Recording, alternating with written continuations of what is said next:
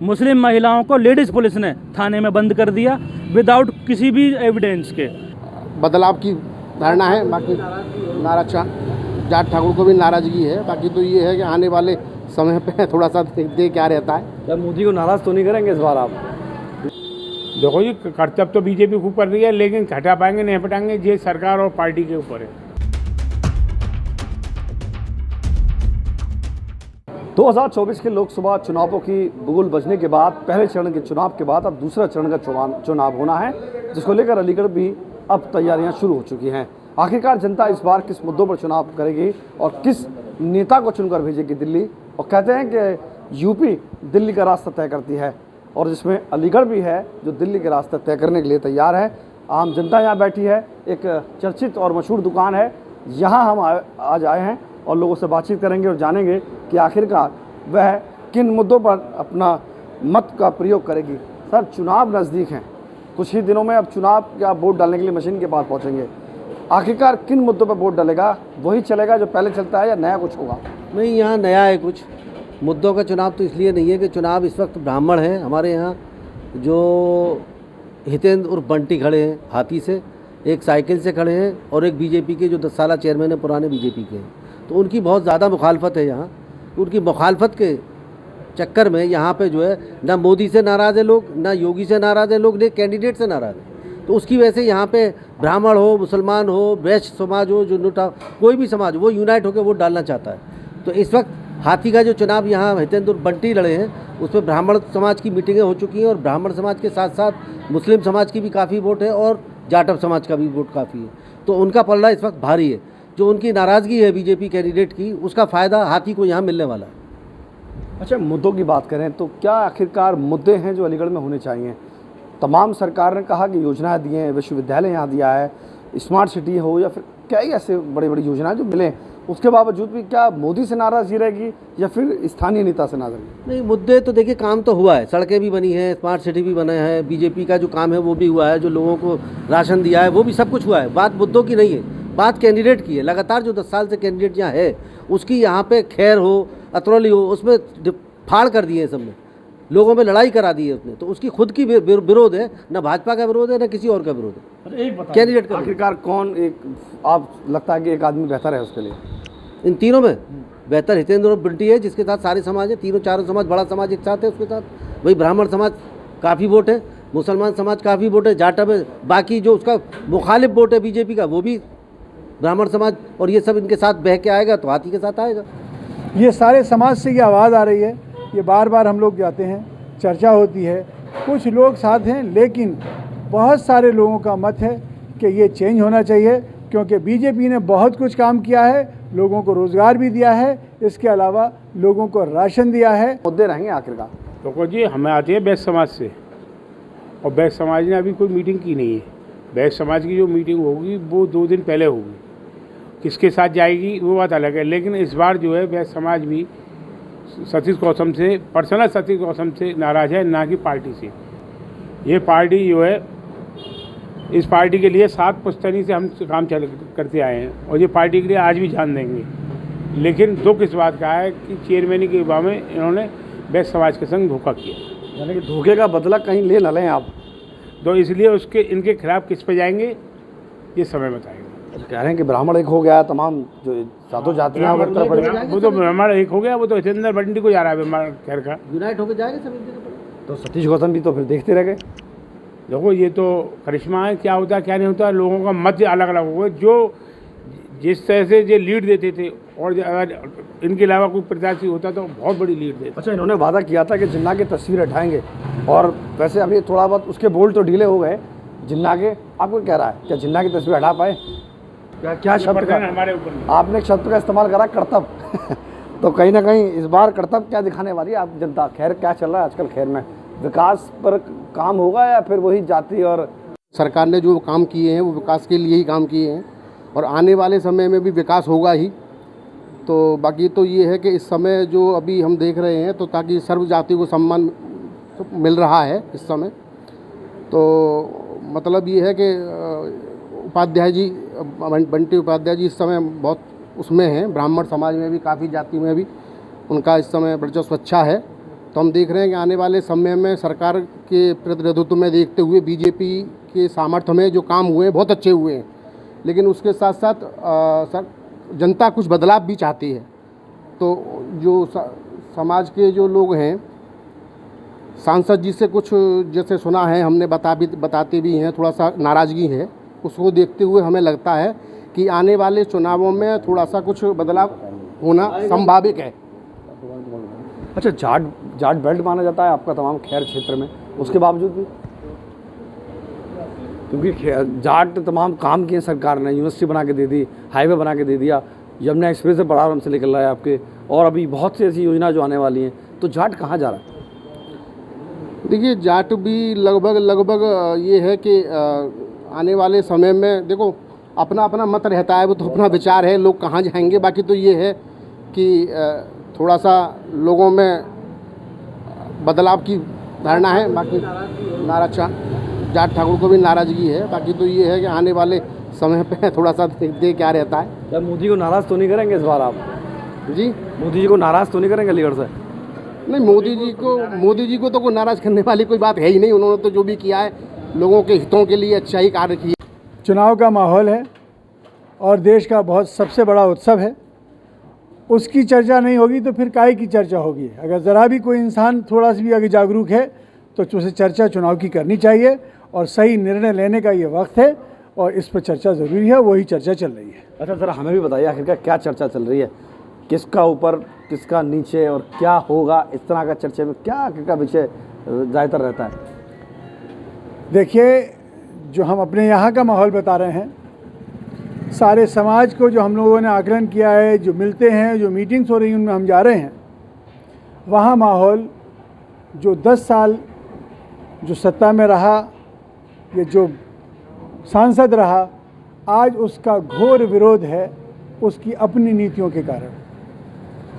ये सारे समाज से ये आवाज़ आ रही है, ये बार बार हम लोग जाते हैं, चर्चा होती है, कुछ लोग साथ हैं, लेकिन बहुत सारे लोगों का मत है कि ये चेंज होना चाहिए, क्योंकि बीजेपी ने बहुत कुछ काम किया है, लोगों को रोज़गार भी दिया है, इसके अलावा लोगों को राशन दिया है, भूखा किसी को मरने नहीं दिया है, प्रशासन को बेस्ट किया है, अच्छा किया खासतौर से उत्तर प्रदेश के अंदर।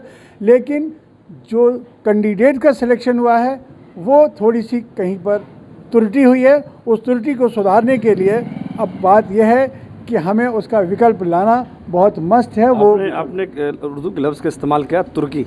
लोग बड़ा कंफ्यूज होंगे आखिर तुर्की क्या है? त्रुटि, गलती।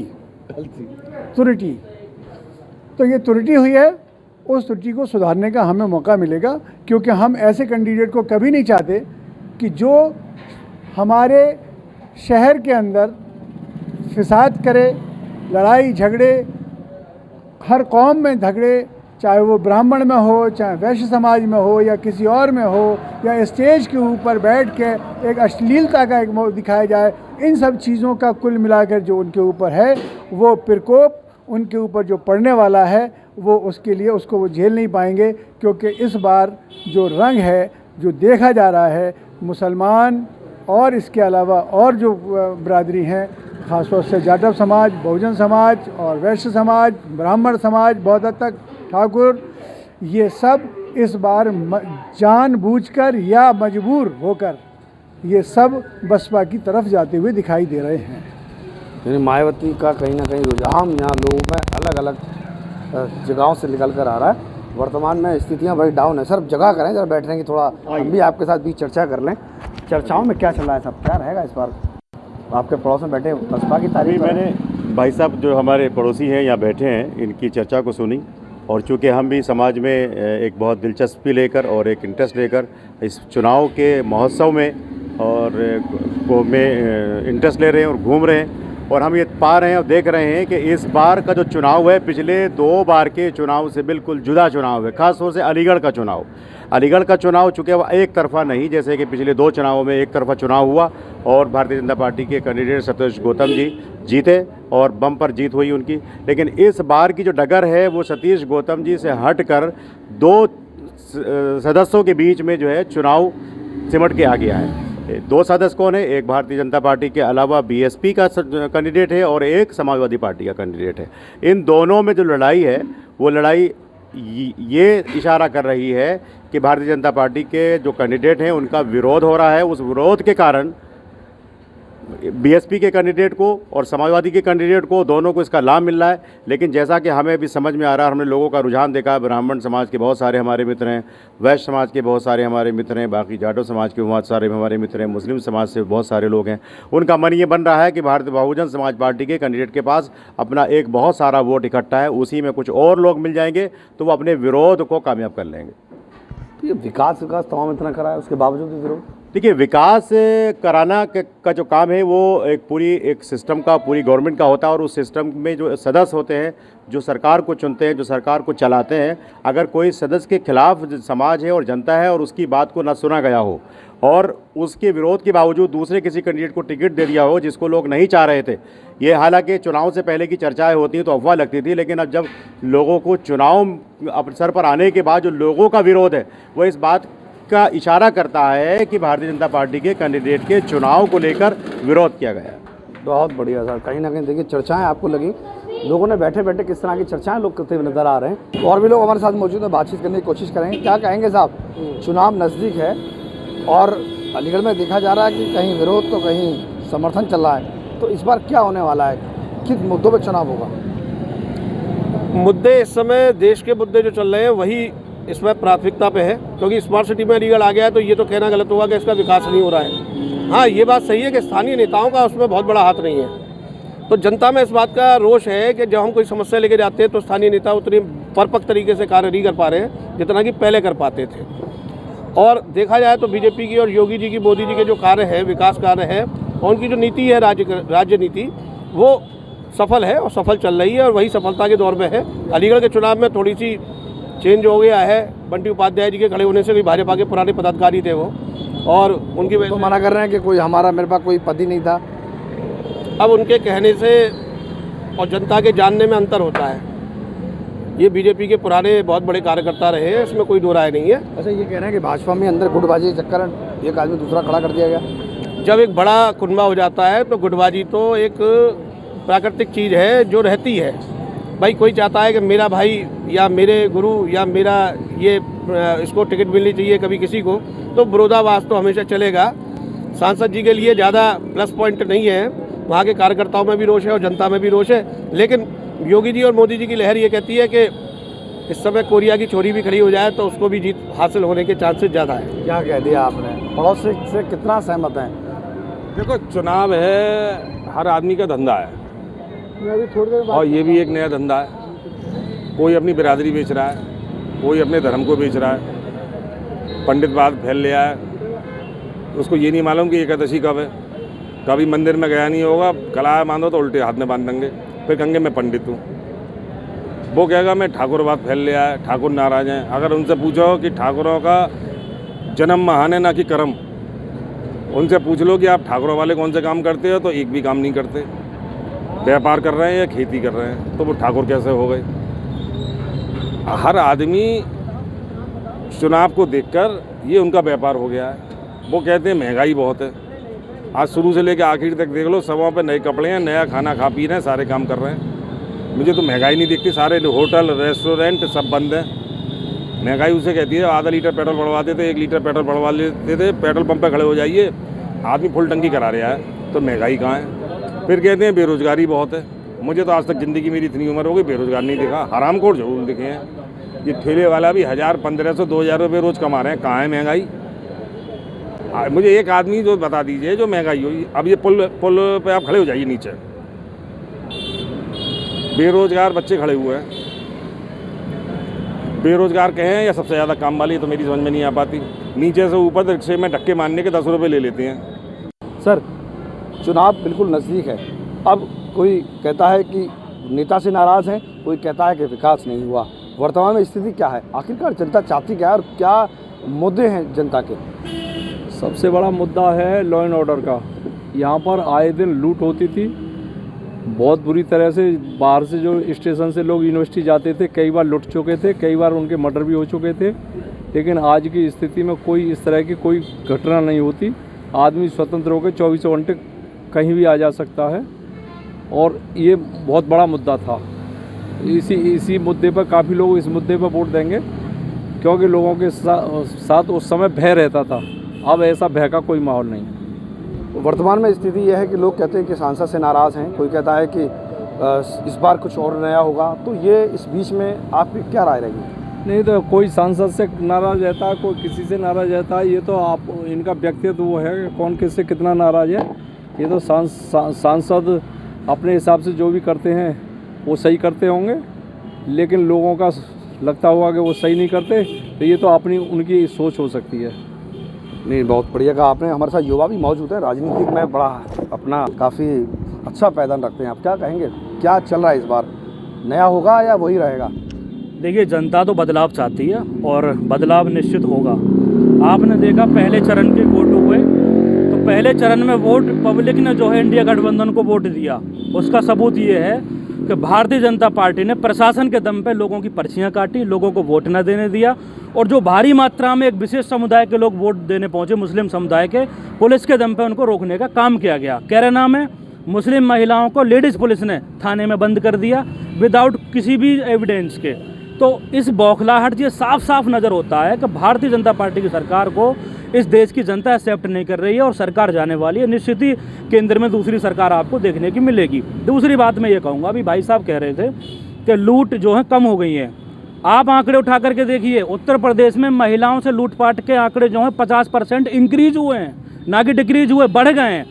पहले क्या होता था, बदमाश लूट करते थे, अब क्या है, सरकार द्वारा, प्रशासन द्वारा प्रायोजित मर्डर होते हैं, प्रायोजित ही लूट होती हैं। ये फ़र्क देश में देखने को मिला है। 2014 से पहले लुटेरे लूट करते थे, अब जो है सरकार के लोग भारतीय जनता पार्टी का पट्टा डाल करके आते हैं और खुलेआम लूट करते हैं, कोई रोकने वाला नहीं है। इशारा आपकी तरफ कर दिया और कहीं ना कहीं अब बीच में हमें बैठना पड़ेगा, क्या कहेंगे? एक इशारा आपको रख के किया है, आपने कहा था कि अब लूट खत्म हो गई, मगर तो आरोप तो कुछ और लगा दिया। ये इनकी अपनी सोच हो सकती है, ये अपना इनका मानना है, इनका नज़रिया हो सकता है, लेकिन मेरा ऐसा नज़रिया नहीं है। सरकार के लोग भारतीय जनता पार्टी का पट्टा डाल करके आते हैं और खुलेआम लूट करते हैं, कोई रोकने वाला नहीं है। इशारा आपकी तरफ कर दिया और कहीं ना कहीं अब बीच में हमें बैठना पड़ेगा, क्या कहेंगे? एक इशारा आपको रख के किया है, आपने कहा था कि अब लूट खत्म हो गई, मगर तो आरोप तो कुछ और लगा दिया। ये इनकी अपनी सोच हो सकती है, ये अपना इनका मानना है, इनका नज़रिया हो सकता है, लेकिन मेरा ऐसा नज़रिया नहीं है। तो ये कह रहे हैं कि सरकार सीधा आरोप, ये तो इनका अपना नज़रिया है, ये अपने नज़रिया से कुछ भी सोच सकते हैं। ये आपका नज़रिया अपना है पर्सनली, या हो रहा है ऐसा? देखिए, ना तो मेरा नज़रिया चलेगा ना भाई साहब का नज़रिया चलेगा। बात होगी आंकड़े पे। उत्तर प्रदेश सरकार की जो है आंकड़े उठा करके देखिए आप, तमाम विपक्ष के नेताओं ने आरोप लगाए, कोई बिल्कुल मत माने, ना मानना चाहिए, लेकिन आंकड़े आप उठाइए ना। मैं आपको भाई साहब रिपोर्ट दिखा देता हूँ। एक रिपोर्ट ऐसी है जहाँ में 50% महिलाओं के प्रति जो है लूट की और चेन स्नैकिंग की वारदात बढ़ी हैं। जेल में पुलिस प्रशासन के संरक्षक में मर्डर के मामले इंक्रीज हुए हैं। थाने चौकी में कभी मर्डर ना होते थे, लेकिन पहली बार ऐसा हुआ है उत्तर प्रदेश सरकार में कि आदमी को पुलिस उठा करके पूछताछ के लिए लाती है और 2 दिन बाद पता लगता है कि उसका जो है पुलिस प्रशासन के उसमें कटघरे में मौत हो गई। इसका जिम्मेदार कौन होगा? ये आंकड़े ना मेरे चलेंगे ना इनके चलेंगे। उत्तर प्रदेश सरकार के जो आंकड़े हैं, क्राइम की रिपोर्ट आप उठा करके देखिए, जनता के सामने आ जाएगी। पूरा देश मान चुका है। यही वजह है कि देश की जनता आज बदलाव चाहती है और बदलाव होगा। आप कुछ कहना चाहेंगे, फिर कहीं और जाकर सवाल लिया जाए? नहीं, आप और ले लीजिए, क्योंकि इनका अपना सोच हो सकता है। जो भी इस तरह की घटना होती है, सब में FIR होती है, सब में कानूनी व्यवस्था के तहत अरेस्टिंग होती है, जेल जाते हैं, कानून अपना काम करता है। ऐसा कुछ नहीं जैसा कि आरोप लगा रहे, ये इनका अपना आरोप हो सकता है, आरोप लगा रहे। चलिए, और भी लोग हमारे साथ मौजूद है, बातचीत करने की कोशिश करेंगे। तो आज क्या कहेंगे, एक युवा है, आरोप लगा रहे हैं कि वर्तमान सरकार जो है गुंडाई पर उतर आई है, जैसा कि इनका आरोप है। क्या लगता है सरकार अपनी तरह बेहतर काम कर रही है या कहीं ना कहीं इनके आरोप बिल्कुल सत्य है? सबसे पहली चीज़ ये है कि एक मजदूर आदमी को जब वो सुबह में निकलता है तो उसे 500 रुपये कमाने के लिए मेहनत करनी पड़ती है। उसे किसी भी राजनीति से मतलब नहीं होता, ना पक्ष जानता है ना वो विपक्ष जानता है। उसे नहीं मालूम कि पक्ष क्या है विपक्ष क्या है। वो इतना जानता है कि जब मैं शाम को लौट रहा हूँ तो मेरे बच्चों को बेहतरीन रोज़ी रोटी मिलनी चाहिए, बेहतरीन तालीम मिलनी चाहिए। आज अगर मैं एक रिक्शा चला रहा हूँ तो कभी भी एक रिक्शे वाला ये नहीं चाहेगा कि मेरे बच्चे भी रिक्शा चलाएं। फावड़ा चलाने वाला कभी ये नहीं चाहेगा कि मेरे बच्चे फावड़ा चलाएं। वो ये चाहते हैं कि मेरी ज़िंदगी तो कट गई फावड़ा चलाते हुए, लेकिन मेरे बच्चों को वेल एजुकेशन मिलनी चाहिए। वो वेल एजुकेशन आप चले जाइए, सरकारी स्कूलों में तो पढ़ाई नहीं हो रही और प्राइवेट स्कूल वालों ने लूट मचा रखी है। सब ड्रेस भी हमारा होना चाहिए, पेंट भी हमारी होनी चाहिए, किताबें भी हमारी होनी चाहिए, सब चीज़ हमारी होनी। यही हाल प्राइवेट हॉस्पिटल वालों का है, इस पर सरकार कुछ क्यों नहीं लगाती है? ये सरकार को भाई हमने दवाने का पर्चा बनाया, आपको 300 रुपये, 500 रुपये, 800 रुपये, 1000 रुपये पर्चे के प्राइवेट के टेस्ट उन्हीं के यहाँ होंगे, दवाइयाँ उन्हीं के यहाँ से रहेगी, मजदूर आदमी क्या करेगा उसमें? चर्चाएं देखिए, बच्चे भी यहाँ बैठे हैं। बेटा आजकल चुनाव वुनाव चल रहा है मोहल्ले में, और आ रहे नेताजी नारे लगाते आ रहे हैं, क्या करें नेताजी? अभी बच्चों का वोट नहीं है, मगर बच्चों को आने वाले वक्त में तैयार होना पड़ेगा। लोगों से बातचीत करेंगे, जानेंगे कि आखिरकार इस बार चुनावों में क्या रहेगा, क्या लोगों की राय है, किस मुद्दे पर चुनाव होगा और किस मुद्दों पे होना है आखिरकार नेता का न खुलेगा नसीब। इन सभी चर्चाओं पर बातचीत करने के लिए आगे बढ़ेंगे, लोगों से बातचीत करेंगे। देखते रहिए जनतंत्र टीवी। मैं वसीम अलीगढ़ से।